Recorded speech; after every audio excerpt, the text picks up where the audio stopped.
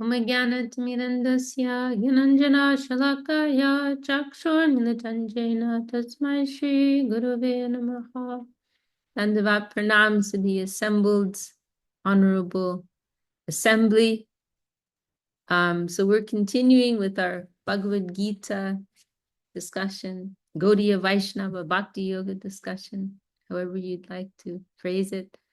And we have a request from our dear Scarlett today in our group to discuss Bhagavad Gita chapter 13, Bhagavad Gita, Hidden Treasure of the Sweet Absolute. And if anyone wants to have a digital copy, I'm sure we can ask Marie to kindly share a link in the chat, but probably you all already have access to one. So Bhagavad Gita chapter 13, chapter 12, I remember, is particularly on the subject of Bhakti Yoga. Now let's see what chapter 13 is about. Distinction between matter and spirit. Okay. This chapter. Prakriti Purusha Viveka Yoga. So I think last week we were discussing something about the overall structure of Bhagavad Gita, right? And how one of our gurus has described it as having something. Thank you, Marie. So in our chat, there's a link to a digital PDF version of Bhagavad Gita if you'd like a copy. And this is specifically our own edition from our gurus, Srila Bhakti Rakshak, Sridhar Dev Goswami and Srila Bhakti Sundar Govinda Dev Goswami Maharaj. And there are many editions of Bhagavad Gita available, of course, and there are also a number which are nurturing the ideology of devotion, pure devotion, Bhakti Yoga or Shuddha Bhakti. What's unique about this one, and I would recommend that for those coming to read Bhagavad Gita for the first time, you might want to read this alongside another edition, such as the ISKCON Bhaktivedanta Swami Maharaj Prabhupada edition, as it is, because this edition is kind of like assuming a lot of prior understanding. Srila Sridhar Maharaj is kind of like a PhD professor, just kind of making a few special points. So you'll see there are very few purports, only a few purports which are looking, as I said, some very special points. So for those who are looking for something more introductory, you might want to look at Srila Swami Maharaj Prabhupada's edition. So last week, I believe it was, we were discussing something of the overall structure of Bhagavad Gita, or at least it came up in our discussion. And we mentioned how one of our gurus, I believe it was Vishwanath Chakravarti, he's a renowned commentator on the scriptures. He made this very charming point of Bhagavad Gita being like a sandwich, right? The first layer of the sandwich is dealing more with Karma Yoga, the first section of Bhagavad Gita, Karma Yoga, selfless action, the yoga of selfless action. Then the bottom layer of the Gita, or the last section of the Gita, is dealing more with Jnana Yoga, cultivation of knowledge, focus on liberation, and so on. And then the middle section is dealing more with principles of devotion, bhakti.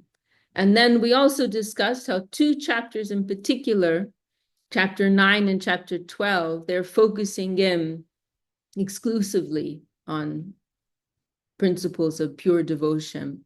And so chapter 12 is one of those chapters, as I just said, the path of devotion. I think it's called Bhakti Yoga, isn't it? Yeah, it's simply called Bhakti Yoga, chapter 12 in our edition. And then chapter 13, this is going more into the realm of what I just referred to as Jnana Yoga. So Gyan means knowledge, although there are different ways of interpreting, different nuances of understanding that term. But generally in our usage, Gyan is referring to knowledge. And you know, which has its place, right? It's not in the practice of bhakti, it's something that we that is useful in nurturing devotion, but not something that we want to overemphasize, because ultimately real spiritual experience is a matter of the heart and a matter of realization, right? And so sometimes there are some warnings that are given by our teachers about getting too stuck into gyan, too stuck into knowledge, right? But it has its place, right? And there can be a tendency to go too far either side, go to either extreme, right? But it has its place, and it can nurture devotion. It can strengthen our faith, right? And there was one comment we heard from Janardhan Maharaj, one of our senior sannyasis, that he asked Chilashita Maharaj once, "You're always glorifying jnana shunya bhakti," which means knowledge-free devotion, devotion that is free from knowledge. And he said, "But you yourself are so learned, you are so knowledgeable, you're such a great scholar. So how do we harmonize this?" And Chilashita Maharaj responded very sweetly. He said, "Bhakti is like the king and Gyan is like the minister." Right. And so as long as bhakti is so as long as Gyan is in that position of serving bhakti, knowledge is serving devotion as a minister, so to speak, then everything is perfect, everything is harmonious, everything is happy, right? It's only when things get out of balance, right? Then there's problems. So this chapter, distinction between matter and spirit, we can say this is an aspect of what we can broadly refer to as jnana yoga, cultivation of knowledge. So prakriti, purusha, viveka, yoga. So prakriti here would be the word referring to what is translated as spirit, purusha as matter, vivek, distinction. And this is something, right, again, that is helpful, right? And this is also a part of what we will refer to as Sambandha Gyan, right? These are three very helpful terms for our life of practice. Sambandha, Abhideya, Prayojan, right? I think most of you are familiar with these terms by now. And so Sambandha Gyan means having understanding of the true nature of things, having understanding of the nature of our true self, having understanding of the true nature of our environment, and understanding of what is our real goal, and so on, right? Understanding all the influences that are going on, right? That we feel some bodily urge, oh, I want to go and eat a chocolate cake, and we'll understand, oh, this is an urge of the belly, right? Or this is an urge of the tongue, right? This is part of the plane of the senses. This isn't I in the deepest sense, the Atma, right? But I'm under the influence of these energies, influences in this worldly plane, and it's causing me to want chocolate cake, or it's causing me to watch Netflix or whatever it may be, right? So it can be very helpful, because then with Sambandha Gyan, we can say, okay, this is just coming from my mental plane and it's not helpful for me right now. So I'm going to give myself permission to ignore it. It's like, we have that expression in the Western world, freedom of the senses, right? Or free, this concept of freedom in general, right? It's something celebrated. But Chilashita Maharaj, he phrased this in a different way. Freedom of the senses or freedom from the senses? Which do we really want, right? What's really a superior position to be in? To have freedom to do whatever you want, acting on whatever whim you may have at any time or any place, or to be free within yourself, where you're not compelled to act on whatever random whim comes to you, dictated by your senses, right? What's real freedom? So all of this, so this Sambandha Gyan, Sambandha literally means something like relationship or connection. So it means understanding how everything is really connected. What is the proper relationship between everything in the environment, right? Understanding that ultimately Krishna is the source, right? Krishna is the goal, and so on. And everything in existence is the conception is Achincha, Bhed, Abhed. Everything is ultimately one with and separate at the same time from Krishna. Everything's coming from Krishna, everything's for Krishna. But all these different energies are playing out. Their source is Krishna, but they have different roles to play. And we don't want to interface with some of them directly. We don't want to be controlled by some of them, right? Namely, Maya, the illusory energy, right? So this type of distinction, understanding this is of a spiritual nature, this is of material nature, having this knowledge, this is part of Sambandha Gyan, having a proper understanding of what is the proper connection and relationship of everything in the environment, right? It's not the goal just to have this type of awareness, and because there are many paths originating from the Vedas which emphasize this, like this will be like a focal point, and the goal is to become liberated, right? So then, oh, I can recognize this is matter, so I'll reject this, right? And you'll hear this expression, neti, neti, neti, right? There's this one practice where they emphasize this for some, it's not this, neti, neti, it's not this, and not, it's not this, it's not this. And by the idea is that by eliminating what is not, by eliminating what is unreal, we can come to what is real, right? And that has its place, right? But for us, that's not the goal. For us, that's a side issue. But for others, this will be their main focus, and their ideal is to eliminate all these things and thereby destroy their attachment to these things, and then become free from their bondage to these things and become liberated, attain moksha, right? This is their idea. But for us, it is a side issue and something that can support our practice of devotion, right? In a secondary way.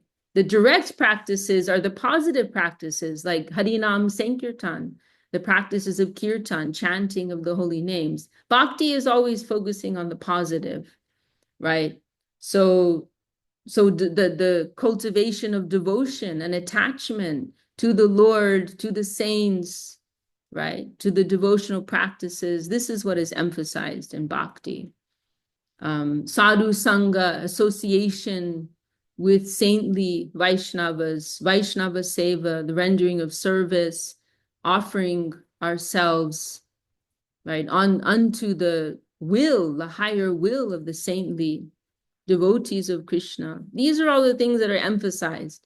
And this kind of more negative aspect of rejecting what is unreal, rejecting what is unfavorable for our devotional practice, trying to practice some level of restraint, right? These are all secondary things, right? But has its place to some degree. So this chapter is in that category. So Scarlett, let's go back to you and welcome Gangalila, who's just joined us. And I think we may have had a few others join.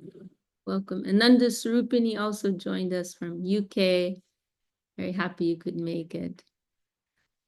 So Scarlett, do you want to tell us, was there something in particular in this chapter you wanted to go through? Or I have Hare Krishna, and thank you very, very much for today. The most difficult I have difficulty to understand is chapter 13, verse 3 and verse 19. Verse 3 and verse 19. Yes. Okay. Okay. Well, let's yeah, it's a good question. And it's a very nice chapter. It's one of these chapters which gives a lot of clarity as to our, helping us and having awareness of our actual condition, right? And everything I was just saying about Sambandha Gyan. This is helping our Sambandha Gyan. Okay, well, maybe just to give a little context, I'll just read these first 3 verses. Scarlett's asking about verse 3. So if you have your copy of Bhagavad Gita, then please feel free to follow along.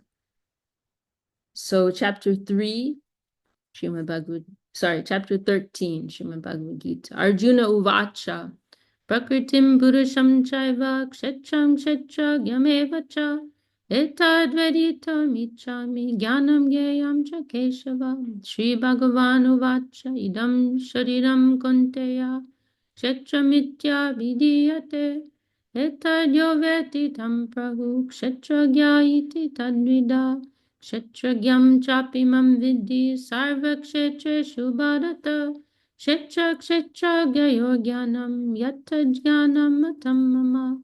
Arjuna said, O Keshava, I would like to know about material nature, the person, the field, the knower of the field, knowledge and the object of knowledge. The Supreme Lord said, O Arjuna, this body is known as the field. One who knows this field is described by the learned as the knower of the field. Now, these are some terms which I really appreciate in Bhagavad Gita.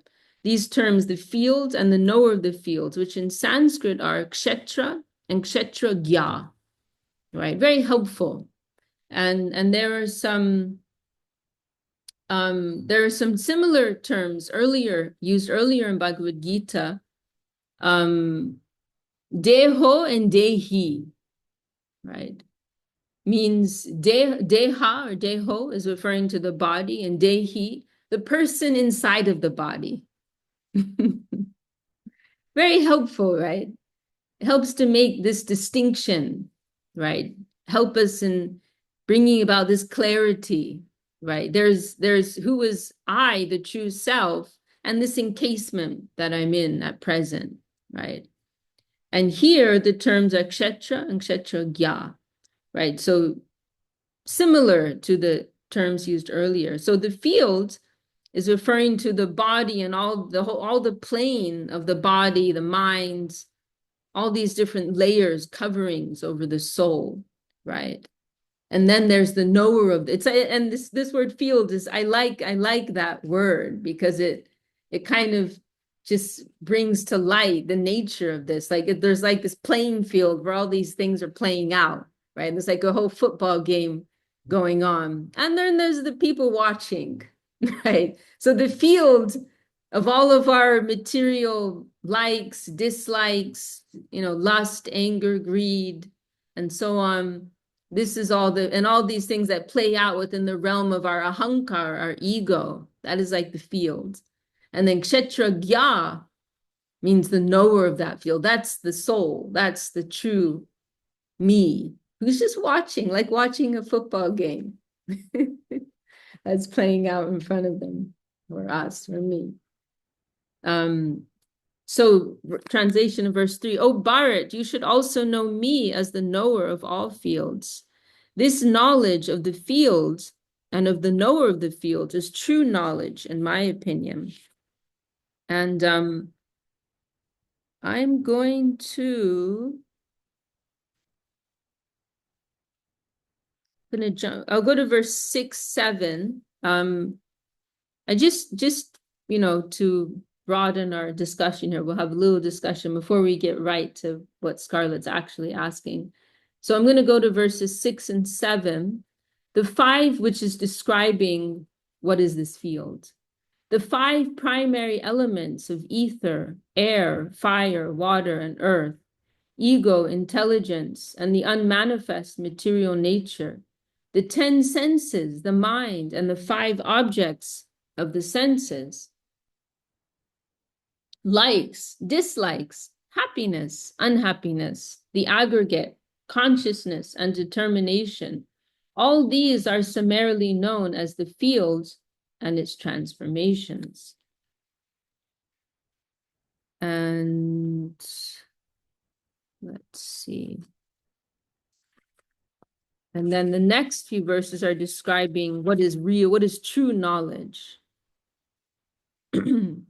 I'm just going to read the translations here for the sake of time. Desirelessness for honor, pridelessness, nonviolence, forbearance. And these verses are so nice because they offer a nice meditation, right, on higher qualities that we can all strive to aspire for in our daily lives, right?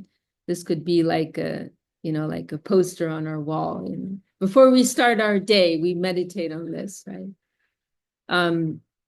Honesty, service to the spiritual master, purity, stability, self-control, detachment from the objects of the senses, absence of egoism, awareness of the miseries of birth, disease, old age, and death, worldly detachment, absence of doting on children, wife, home, etc., constant equanimity in desirable or undesirable circumstances, undeviating pure devotion to me, residing in a solitary place, indifference to mundane association, constancy in self-knowledge, and the vision of the goal of true knowledge. All these qualities have been said to denote knowledge. Anything contrary to this is to be considered ignorance. And then the next the next verse, now I shall describe the object of knowledge, realizing which one attains the nectar of life. Resting in me, it is known as Brahman, eternal, neither being nor non-being. So this is describing the absolute in a general sense. That is the object of knowledge. And then let's see, Scarlett's question was also referencing verse 19. The field, knowledge, and the object of knowledge have been briefly described by me. Realizing these truths, my devotee attains love for me. Well, Scarlett, did anything I say just now answer your question, or do you want to elaborate more on your question? Because I'm not quite clear on exactly what your question was. I somewhat I understand, but still, when it's talk about the body, knower of body, and spirit, soul, and so on and so on, and I don't know if the knower of the body, if it's me as my soul, because what I understand, my soul is so the supreme soul is together with my soul, right? And the body is just a material, right? Well, I mean, who is the knower of the fields? We may not have contacted that person within us, actually. Or we may have had some brief glimpse. That is referring to the Atma, right? And so the Atma is the soul, right? Wow, Dana is also joining us today. Okay, I guess Thursday works for everyone.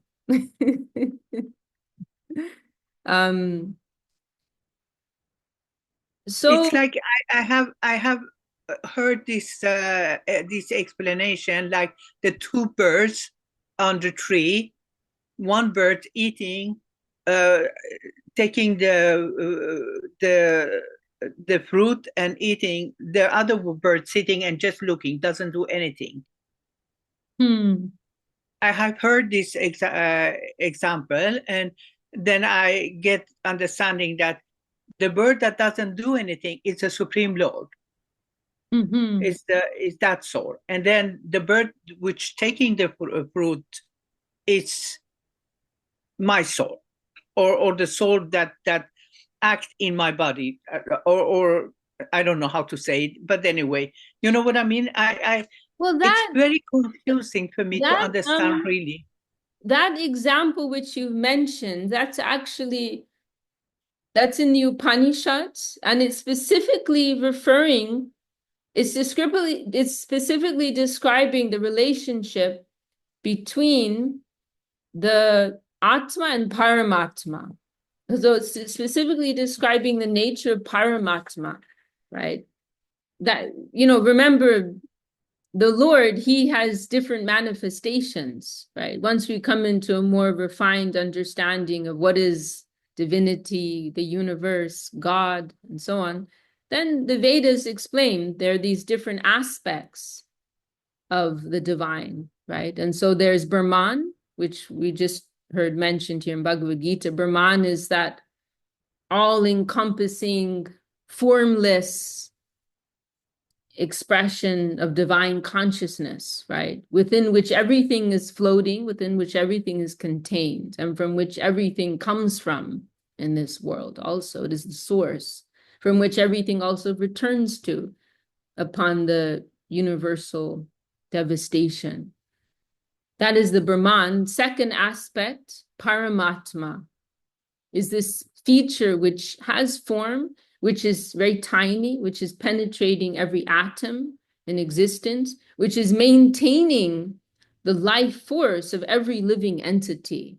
And this Paramatma also acts as a witness, right? The Paramatma acts as a witness and is involved in the dispensing of karma for every individual soul, jiva soul, jivatma. But he's also not interfering with the free will of individual souls. And so we hear in some special cases where someone is more awakened, then the Paramatma may give a little bit of a nudge, right, towards the light.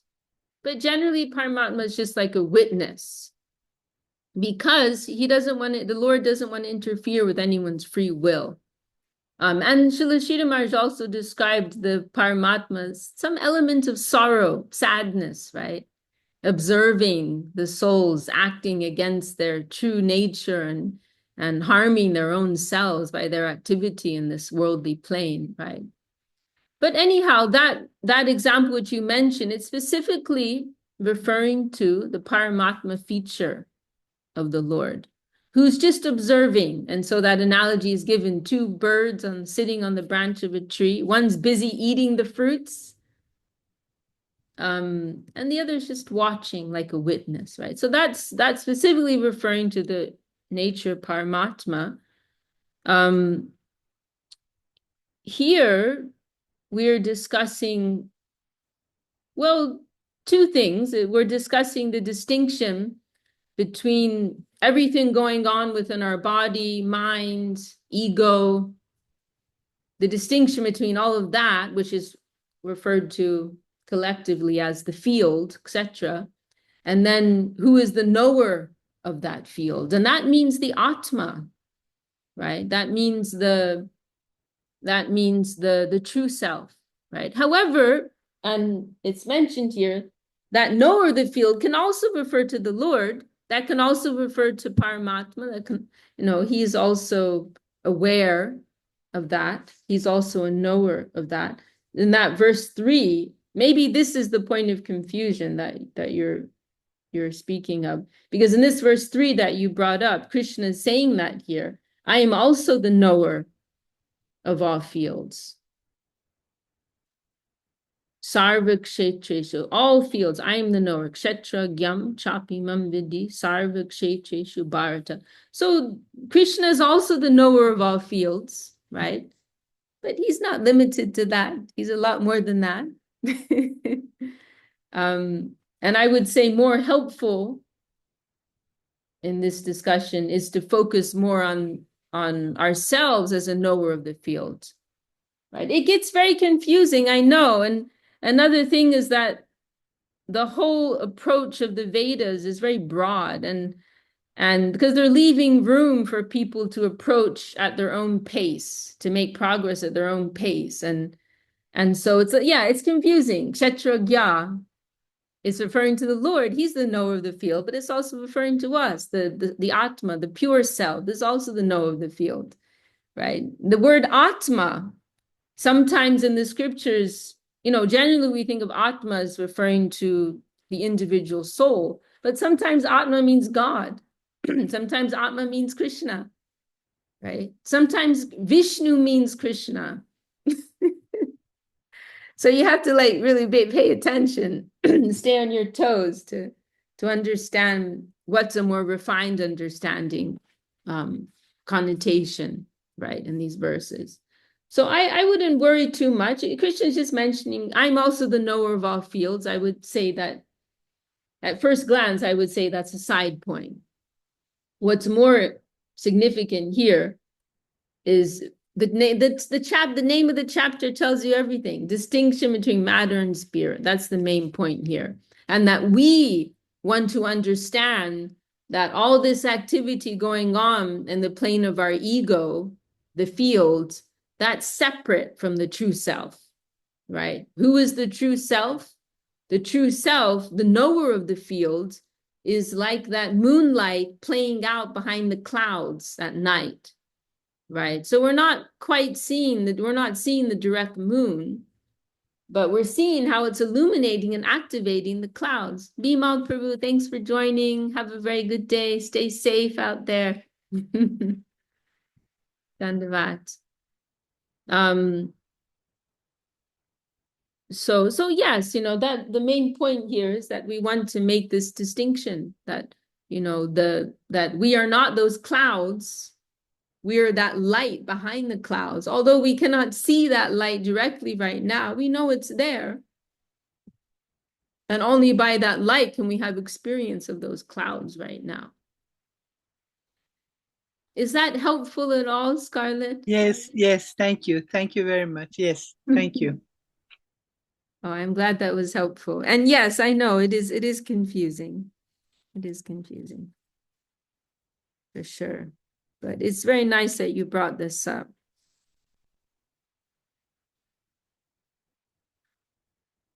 Does anyone else in our group want to bring up anything related to our discussion just now? Okay, and now if we go ahead a little bit, verse 23 is actually is describing Paramatma, the Supreme Person, the witness, sanctioner, support, guardian, and almighty Lord within this body is known as Paramatma, the Super Soul.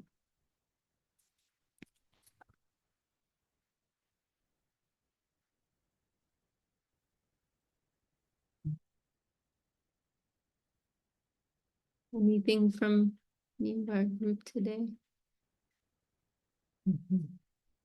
Otherwise, we can maybe read through some of these verses here.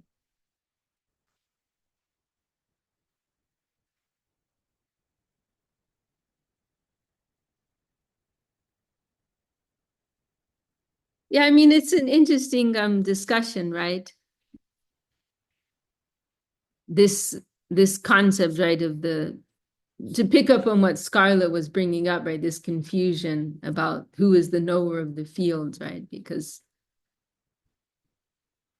like we are illuminating the body, right? But then our Atma, right? But then that Param Atma, that Supreme Atma, that is illuminating us, right? And Srila Sridhar Maharaj, he gives this extraordinary explanation of the Gayatri mantra, right? And in there, he makes this very nice point, right? How like gross matter, physical matter of this world, it is very dense and very heavy compared to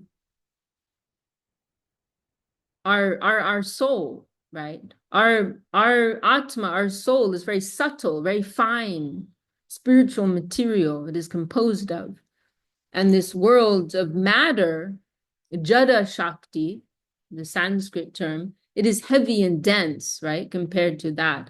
However, Srila Sridhar Maharaj makes this very nice point that our Atma is dense compared to the Paramatma. Right? He is more subtle. He is composed of a more subtle, fine substance, right? And so it is like the light of our soul can illuminate matter.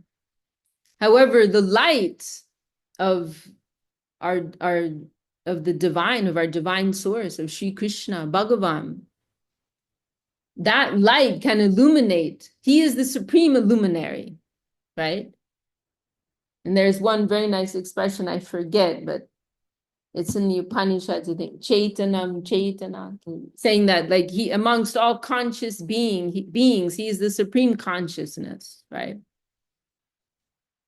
So we are praying, right, as our Atma can illuminate matter, right? So that supreme Atma, supreme soul can illuminate us, right? And we are praying that that divine light may penetrate us, right?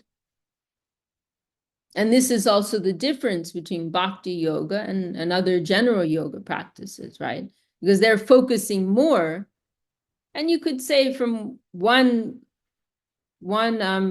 type of progression, one line of progress, they're focusing on, you know, elevating ourselves from matter, right? Focusing on the Atma, right? But in Bhakti Yoga, there's more focus on the Paramatma, on the Supreme Soul, the Supreme Being.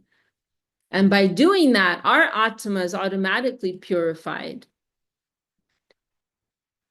And our disentanglement from matter automatically takes place. And I'm reminded too of this very, very nice verse. It's in the Rig Veda, which is considered the principal Veda. And I think it's the very first verse. Many of you will be familiar with this. Om Tad Vishnu Paramam Param Sarapasyanti Soraya Diviva Chakshur Atatam. And we're told it's a verse that would be chanted by Brahmins when beginning something new, and particularly, for example, when beginning some fire sacrifice or some special function, or it's, I think, simply beginning any new beginning as well. And the verse, it's a very nice meditation. The verse is describing this vision that the Lord's eye is always over our head, right? That supreme light, you could say, that supreme ray, that divine ray is always above us, right? Watching us, right? Vishnu Padam, the divine feet of Vishnu, right? They're like an eye in the sky, seeing everything that we're doing, right? Watching over everything. There's actually a section in, maybe I can bring it up, in Loving Search for the Lost Servant, where Srila Sridhar Maharaj is discussing this,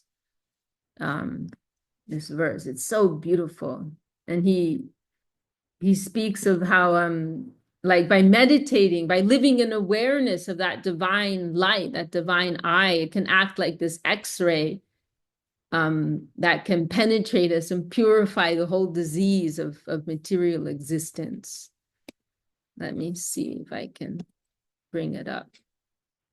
And Srila Sridhar Maharaj, he also here we go.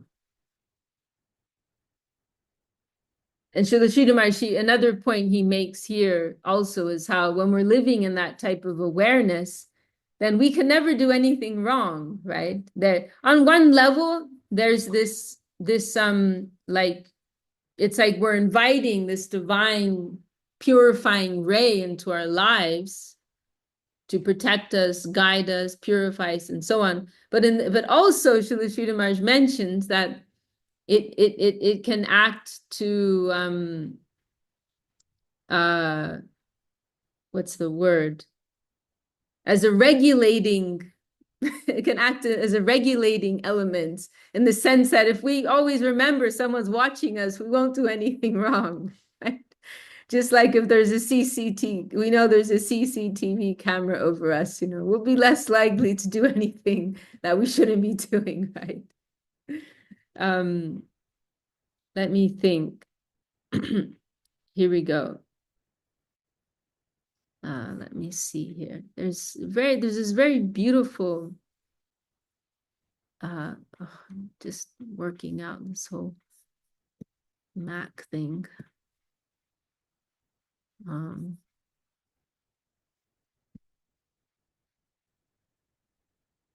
Okay. It's okay. 1 second.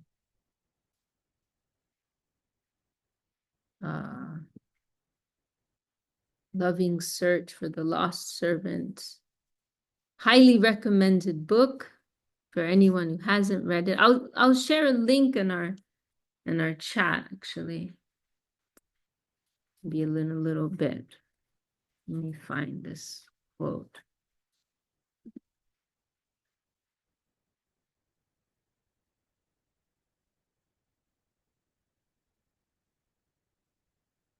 This is also a very nice meditation, which is related to our discussion now. This is earlier in Loving Search for the Lost Servant. Srila Sridhar Maharaj gives this very wonderful analogy, right? This analogy everyone has heard, but the specific way in which Srila Sridhar Maharaj angles it is very nice. That he's saying our real position is like the rays of the sun, right? A sun ray touches the earth. So this is tied into what we were just discussing, right? About the Atma, Paramatma, the light and super light, you could say, conscious being, super conscious being. And this also ties in with what we mentioned earlier, the conception of achintya bhed abhed, simultaneous oneness and difference, right? With the absolute. So the Lord is like that great sun, and we're like a small ray of that sun, right? One with and also different, distinct at the same time. So here, Srila Sridhar Maharaj, he phrases this in a very nice way that our real position is like the rays of the sun. A sun ray touches the earth. Where is its home? A sun ray comes to our plain and touches the hills and the water. But what should be considered as its home? Necessarily the sun and not the earth it touches. Our position is similar. As rays of consciousness, we pertain not to the material world, but to the conscious world. Our home connection is there in the sun, the spiritual sun. It's such a perfect analogy, isn't it? You know, that just like the rays of the sun, they're touching the things of this world, but their real connection, their real source, their real identification is with the sun, right? They're coming in connection with this worldly plane, but their real home is there, the motherland, right? So similarly, our motherland is that supreme divine world of spirit. But now we've come in connection with this lower worldly plane, but we don't need to identify with it. We should keep in mind our real home, our real connection is that higher plane. So it's a very, very helpful analogy.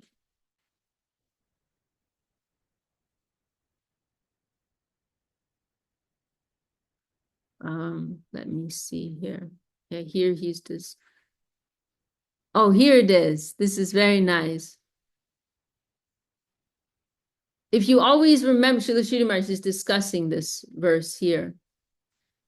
If you always remember that he is seeing everything you do, you can't do anything wrong. You won't be able to venture to do anything offensive to the Lord as long as you remember that through everything, the searching eye, the all-knowing, omniscient eye of the Lord is always watching over you. This remembrance cannot but purify your heart and understanding and the whole of your mental system and help you to approach divinity in the right way. It is not that you can do anything and everything without his knowing, not that you are the master wire puller of both your own life and of the world, not that you are going to exert your mastery, your influence over the environment. Always remember that one big eye is spread over you, seeing everything like the searching light of a strong X-ray. What even you do not know about yourself, he knows. What is underground in the innermost subconscious region of your heart, he can also see. If you remember this as you move and live, you cannot but be purified. Just as, this is the sentence I really like, just as cancer can be removed from the body by a laser ray, the whole disease of material existence will vanish from our hearts by this purifying influence of the divine rays of light from the holy feet of Vishnu. Just as cancer can be removed from the body by a laser ray, the whole disease of material existence will vanish from our hearts by this purifying influence of the divine rays of light from the holy feet of Vishnu. Wow. I'm reminded of one very beautiful comment of our Gurudev, Srila Govinda Maharaj. He was speaking about the deities in our ashram in California, in SoCal. And he said, every morning we should present ourselves before their merciful adjusting ray. Their merciful adjusting ray, right? Like, what is our actual disease? Maladjustment, right? Srila Bhaktisiddhanta Saraswati Thakur, he liked to say, religion means proper adjustment. Adjusting ourselves to what is the real factor, right? Adjusting ourselves to what is truth proper, right? And so when we expose ourselves to a higher vibration, right, which means the Lord, the scriptures, good association, right? When we just expose ourselves to that atmosphere, there's this adjustment that takes place, right? There's this purification that takes place. So it is a very powerful thing to do. In any of our spiritual practices, we are exposing ourselves to this purifying influence, and that adjusts us, that purifies us, right? It is a very powerful thing. It's real. Our gurus are not cheating us. They're not lying to us. The process works.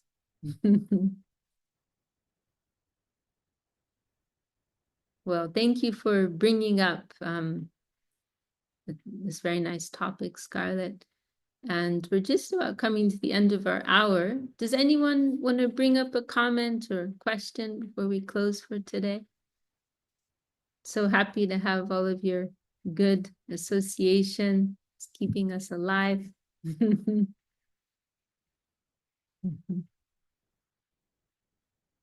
Oh, and I was going to share in our chat that where is the chat gone here?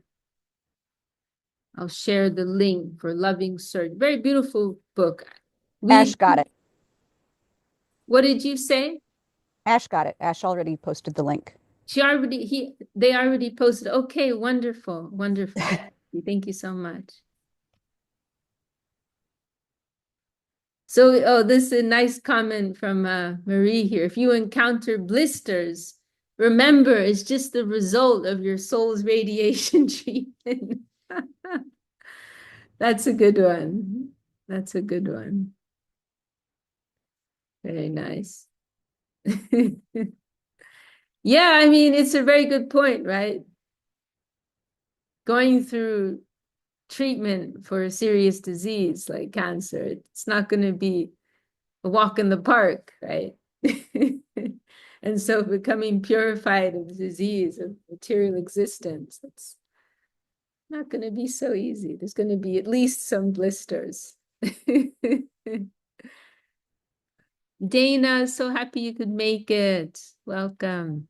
Hare Krishna, I'm so happy I could make it too. Missed you, all of you. Oh, missed you too, Dana. Well, Mahalakshmi, look like you have something to say. Is there something you'd like to share with our group today? Oh, thank you so much. Can you hear me? You're quite low, but I can just about hear you. So I'm not able to really participate, but thank you very much. I was just thinking about the way the like Paramatma, he knows all the fields, but we know only our own, right? So it's like when you were speaking of the reflection of the sunlight, the sun and the sun rays, I always thought of it as like multiple vessels where the sun kind of like resonates inside and then reflects. So but I think that Paramatma knows all the fields. not just the kshetra of the individual Atma. So that's where Paramatma is a unifying force. Hopefully you could hear me. I'm not sure. Yeah, I can hear you well, and I really like that point, actually. There's so many angles on these topics, right? I love that. It's a nice reflection, right, on our own limited perception of anything, right? Any particular, we're not Paramatma, right? Not getting much sound. Oh, now you're kind of echoing.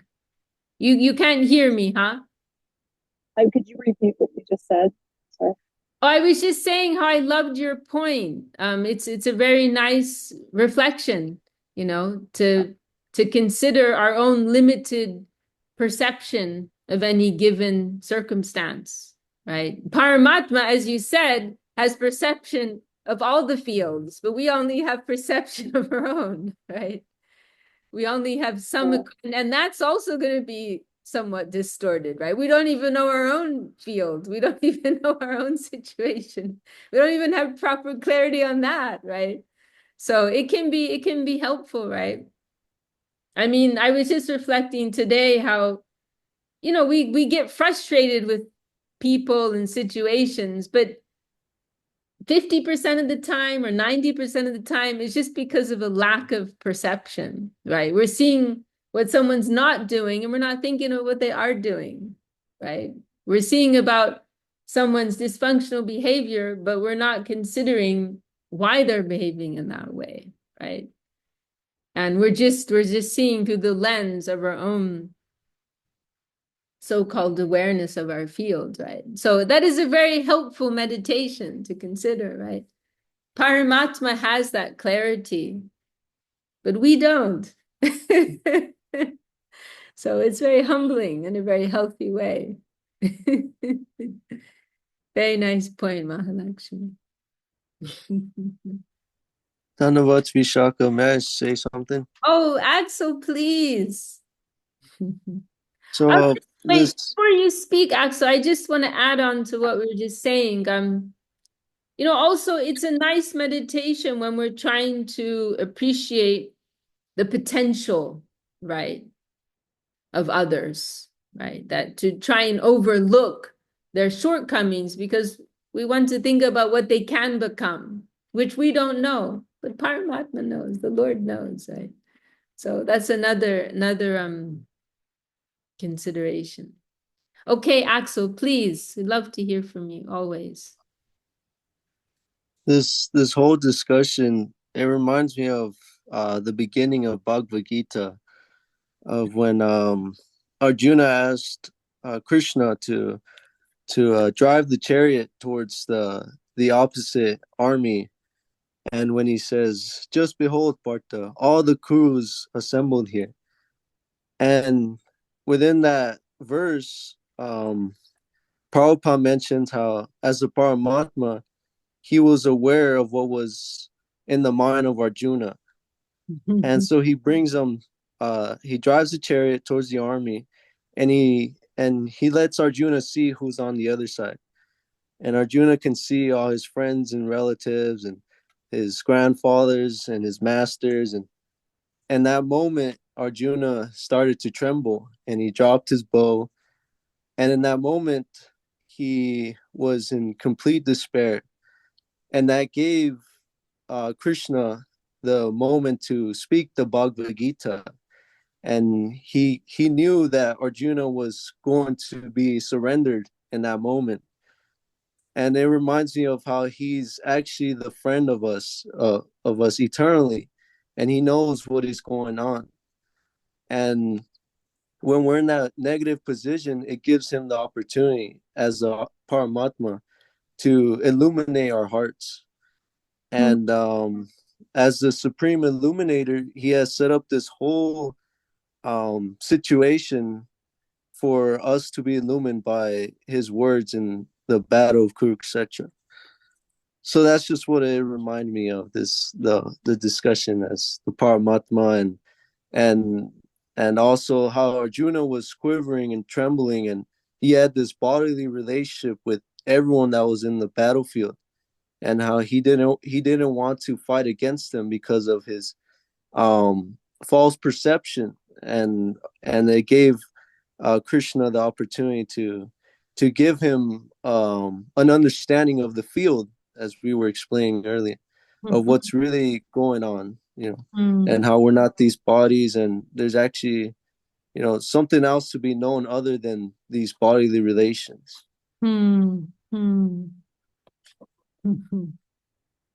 Wow. That's all I wanted to add. Thank you for letting me speak, Vishaka. Oh, thank you for sharing your inspiration, Axel. That was beautiful. It's beautiful. Well, I'm going to end on time. It's getting late here, and I know it's also quite early for some of you, and you probably have to go to work and so on. But so grateful for your association, this opportunity to discuss these topics. Oh, thank you for your kind message, Dylan. Jai Shri Bhakti Sundar Govinda Dev Goswami Maharaj ki Jai. All the assembled devotees, sincere seekers ki Jai. Shri Harinam Sankirtan ki Jai. Jai Gaur Premanande. Haribol. Have a Haribol, beautiful Haribol. week and look forward to next time.